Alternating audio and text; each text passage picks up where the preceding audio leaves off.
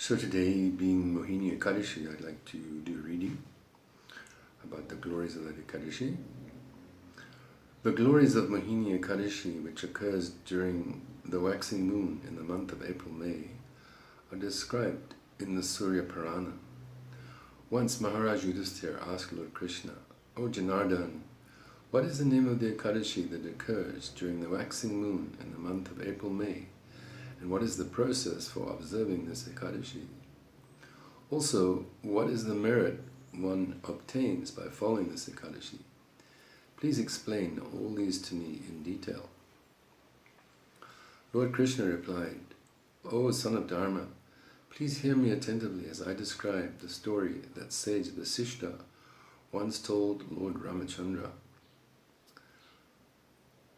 One time long ago, Lord Ramachandra said to the great sage Vasistha, 'O respected sage, I am feeling great distress due to separation from Sita, the daughter of King Janak. Kindly explain to me the great vow to follow which will mitigate all one's sinful reactions and distresses.' The great sage Vasistha, who was the spiritual master of Ramachandra, said, 'My dear Ram, your intelligence is sharp and mixed with faith. Moreover, your question is beneficial for the entire humanity. Just by chanting and remembering your all-auspicious holy names, all living entities can become purified and eligible to achieve all auspiciousness. Still, for the benefit of the ordinary people, I will describe to you about a great vow. O Lord Ram, the Ekadashi that occurs during the waxing moon in the month of April-May is famous as Mohini Ekadashi and is very auspicious. By following this Ekadashi, all one's sinful reactions, material miseries, and a network of illusion are destroyed. Now please hear attentively as I narrate the most pious topics of this Ekadashi. There was a beautiful city named Bhadravati, situated on the bank of the sacred river Saraswati, which was ruled by a king named Dutuman. O Lord Ram, this king was born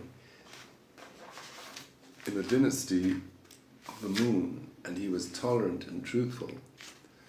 There was a pious and prosperous devotee of Lord Vishnu named Dhanapal, who also lived in that city.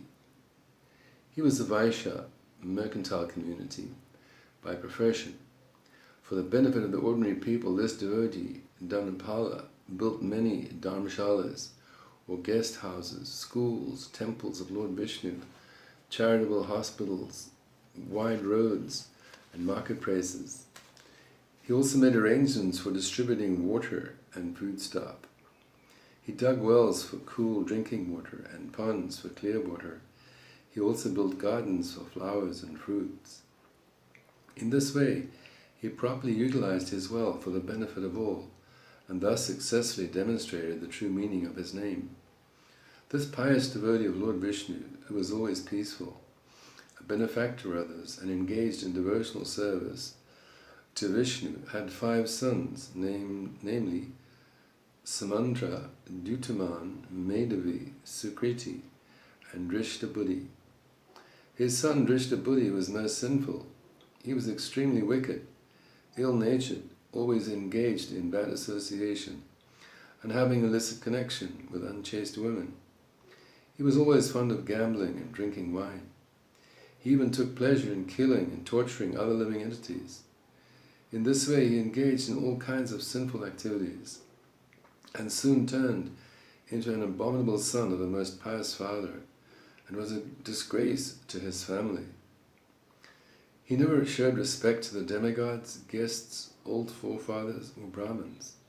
He was constantly engaged in thinking of committing sinful activities, and thus lived a contemptible life. The sinful wretch Drishtabuddhi misused all his father's wealth in many useless activities. He always ate abominable foodstuff and remained always absorbed in drinking wine. One day, on seeing his shameless son walking in the public place while placing his hand on the shoulder of a prostitute, Dhanapal became extremely hurt. On that very day, he threw out his spoiled son from his house. Drishtabuddhi then became bereft of everyone's affection, including from his father, mother, brothers, relatives, and friends. He was degraded from his position in caste society and the pious community and became an object of hatred for everyone. After being thrown out from his father's house, Drishtabuddhi continued his sinful propensities with the money he received by selling his personal clothes and ornaments. Soon that also came to an end. Gradually, due to lack of sufficient food, his body became weak and skinny. On realizing that he had become poor, his so-called deceitful friends left him, condemning him on various pretexts. Drishtabuddhi was now full of anxiety. He had no food or clothes and was extremely afflicted with hunger. So he began to contemplate, what should I do now? Where should I go? By which means will I survive? After contemplating in this way, he decided that there was no other alternative than to start stealing for his survival. So with a desire to steal, he began to wander throughout the city. Sometimes the king's guard would arrest him, and after considering his father's greatness, he would release him. After being caught and released in this way many times, he was once again formally arrested for committing a special kind of theft.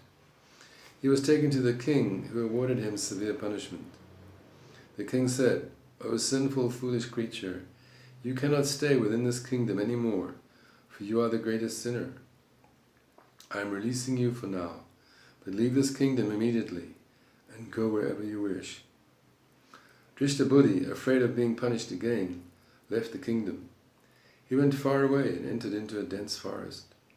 Within the forest he became so afflicted with hunger and thirst that he began to kill beasts and birds indiscriminately and ate their raw flesh. For many years he wandered throughout the forest like a hunter, holding a bow and arrow in his hands and killing innocent animals and engaging in sinful activities.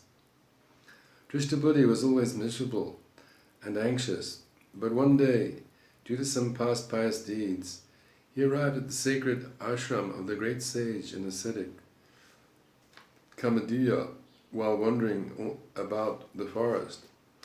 It was the month of Vaishakha, and the great sage Kamadiya was just returning home after taking a bath in the Ganges. At that time, by providence, Drishtabuddhi, who was very aggrieved by distress and lamentation, happened to touch a drop of water falling from the sage's cloth. Drishtabuddhi was immediately relieved of his sinful reactions. With folded hands and great humility, he said to sage Kaundinya, "O great Brahman, I am the most sinful person. There is no sin that I have not committed. Now please instruct me about a topmost type of atonement, which a most wretched person like me can easily perform. As a result of committing unlimited sinful activities till now, I have been bereft of my house, wealth, relatives, and friends. I am drowning in the ocean of mental agony."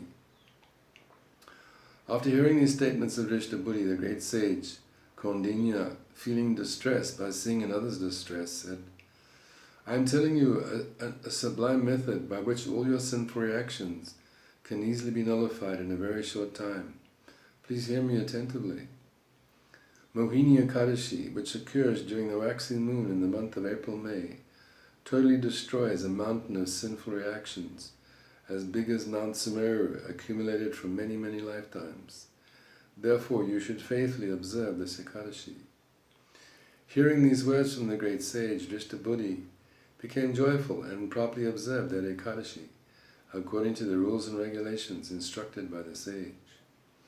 O best of kings, by observing this Mohini Ekadashi, the most sinful Drishtabuddhi soon became devoid of all sinful reactions, and after assuming a divine body, he returned to the auspicious abode of Lord Vishnu by riding on the back of Garuda.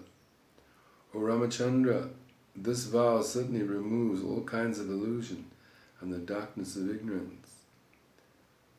Any piety accumulated by taking bath in the holy waters, giving in charity, and performance of sacrifice cannot be compared with the piety one attains by observing this Mohini Ekadashi.